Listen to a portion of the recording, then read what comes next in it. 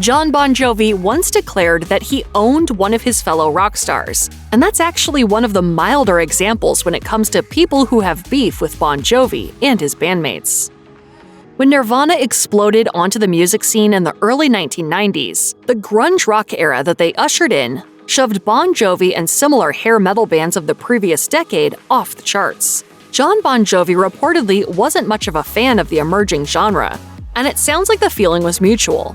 In an interview from around that time, Nirvana drummer Dave Grohl shared an anecdote in which he revealed, "We did a photo shoot with someone for the cover of a magazine, and he was telling us the story of how Bon Jovi came in with a flannel shirt on and said, 'Make me look like Nirvana. If Bon Jovi wants to look like us, you know something is wrong.'" Nirvana frontman Kurt Cobain chimed in at one point to say, "That's pretty flattering." But then he also declared, "And that just proves he's a desperate, untalented piece of The Smashing Pumpkins may have emerged during the grunge wave, but their music has never been easily categorizable. Still, their songs are clearly a world away from the rock anthems that took Bon Jovi to the top of the charts. That's also true of Smashing Pumpkins' approach in the studio, which frontman Billy Corgan elaborated on during a 2017 interview with the Daily Beast. According to Corgan, his focus has always been on creating albums consisting of a cohesive collection of songs that are each part of a greater whole, as opposed to creating hit singles, which is what he believes bands like Bon Jovi did. As he explained, if it was about being formulaic in a Bon Jovi sense, you hire somebody who's a really smart producer, spend the money, you spit out that one-hit song, and you're back on top. But we don't come from that. We want the whole starship, the full album, the full experience. Best known for his time with Pink Floyd, Roger Waters has become a bit of a controversial figure due to his stance on the conflict between Israel and Palestine. In 2013, he called for a creative boycott and encouraged other artists to not perform in Israel. That led him to call out Bon Jovi in 2015, when the band announced plans for a concert in Tel Aviv. In an interview with an Israeli newspaper, Jon Bon Jovi expressed how thrilled he was to perform in the country for the first time and confirmed that he was aware of Waters' boycott. As he put it, "I heard about that, but it doesn't interest me. I told my managers to give one simple answer, that I'm coming to Israel, and I'm excited to come." That prompted Waters to write an open letter to Bon Jovi, which was published by Salon. As he put it, "So the die is cast. You are determined to proceed with your gig in Tel Aviv. You are making your stand." Waters essentially accused Bon Jovi of supporting atrocities committed by Israeli settlers against Palestinians, while adding, "To stand by silent and indifferent is the greatest crime of all." Bon Jovi responded on stage in Tel Aviv when he declared that "We Don't Run" should be the fight song for Tel Aviv. The Replacements were never as big a band as Bon Jovi, but they were pretty much revered by music critics during the late 1980s and early 90s. Bon Jovi, meanwhile, was on the other end of the spectrum, selling millions of albums and performing at huge venues, while being generally dismissed and mocked by journalists. Bon Jovi returns to its home state, much like poop returning up into the butthole. In 1989, the Replacements were featured on the cover of Musician magazine, which called them the last best band of the 80s. Jon Bon Jovi was later interviewed by that same magazine, and he was clearly irked, as he sneered, "The last great band of the 80s? Yeah, right. I never heard of these guys, but I guess you're an artist if you're on the cover of Musician magazine."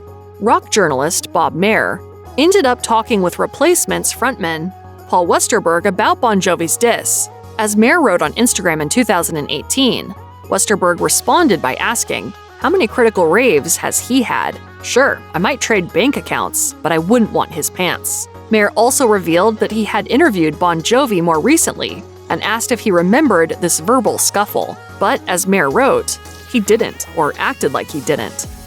Known for hard-hitting but accessible punk rock, Green Day has stood the test of time for decades. At one point in 1994, the three-piece band was playing a star-studded charity concert at Madison Square Garden on a bill that also included Bon Jovi. During an interview with Kerrang! In 2012, Green Day frontman Billie Joe Armstrong was asked to identify the best and worst bands he'd ever shared a stage with. As he revealed, "The best is probably the Hives. They're a great live band. As for the worst, oh boy, I have to go with Bon Jovi." Yeah, we hate Bon Jovi. Yeah. Later that same year, Richie Sambora, who was still Bon Jovi's guitarist at the time, was asked by Rolling Stone to respond to Armstrong's diss. So he replied, "I have no idea what happened with that. I actually don't recall them opening for us. Either I was incapacitated at that point or I just don't remember it. I'm sorry he had such a bad time." Bon Jovi's band of pop-infused rock is worlds apart from the ear-splitting thrash metal of Metallica. Considering the significant differences between their musical styles, it should come as no surprise that Metallica singer-guitarist James Hetfield isn't exactly a fan of Bon Jovi.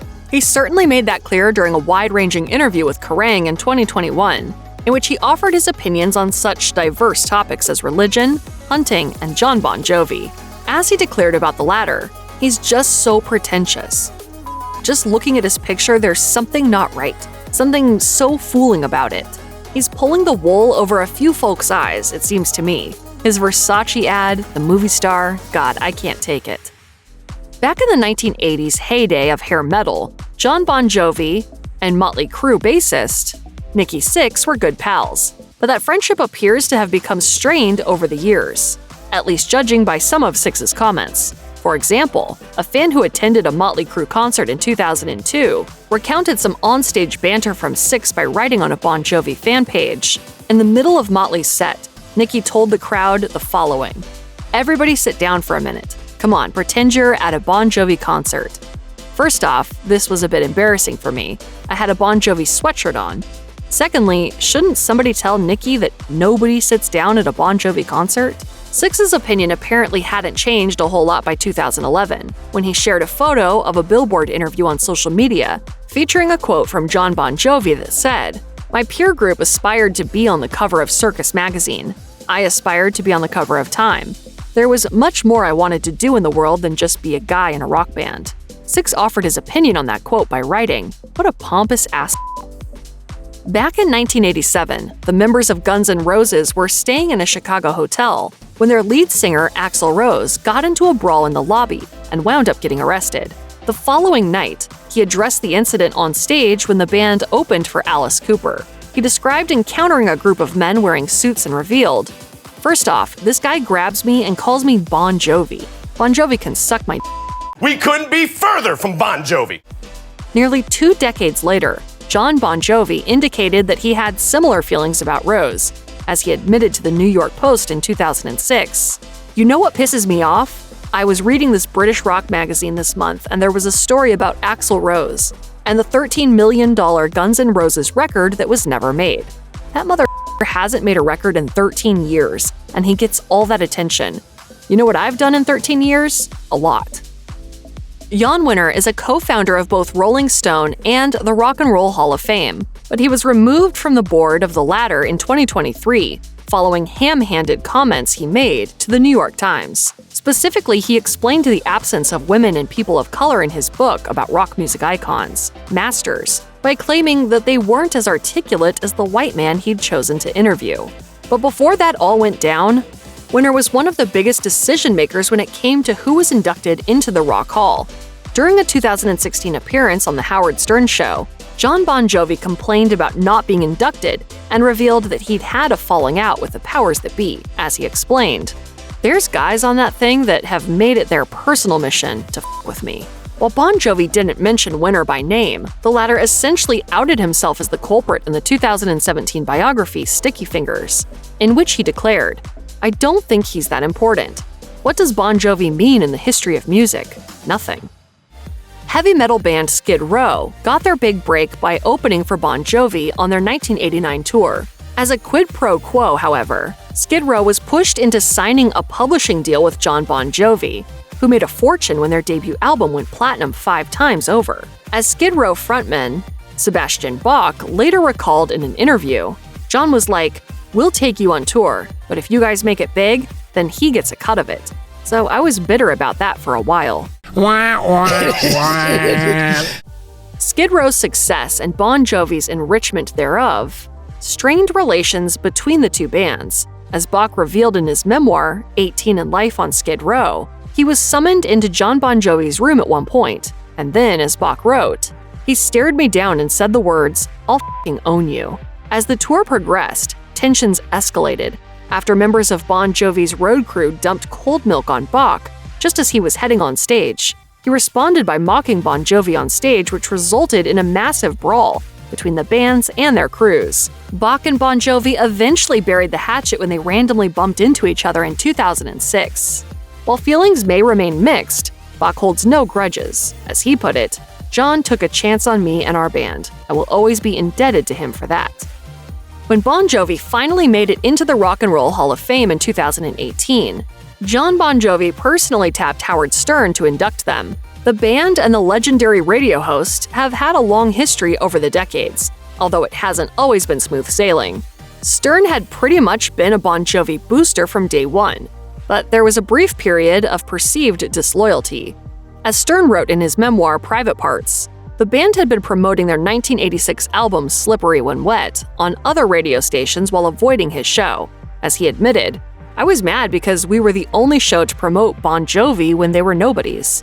So Stern retaliated by calling up Jon Bon Jovi at home while on the air and refusing to buy the rocker's claim that their record company forced his hand after the other stations threatened to not play the album's songs if he appeared on Stern's show.